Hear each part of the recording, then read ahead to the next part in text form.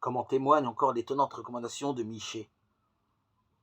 On t'a fait savoir, homme, ce qui est bien, ce que Dieu réclame de toi, rien d'autre que d'accomplir la justice, d'aimer avec tendresse, de marcher humblement avec ton Dieu.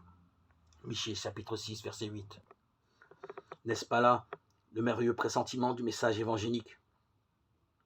Montrez-vous miséricordieux comme votre Père céleste est miséricordieux, Luc 6, 36.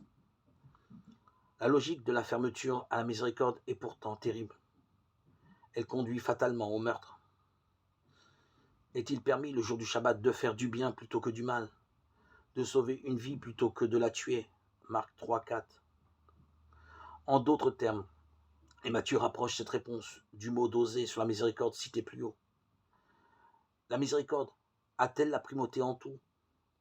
Et parce que Jésus le proclame en guérissant miséricordieusement un homme à la main desséchée, voilà que les pharisiens décident de le perdre.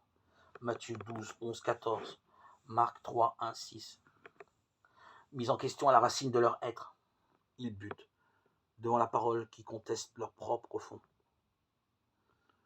Pourquoi ne comprenez-vous pas mon langage?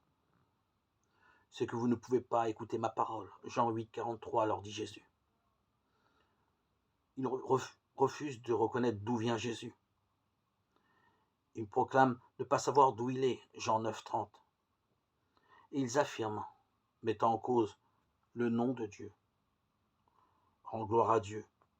Nous savons que cet homme est un pécheur. Jean 9, 24.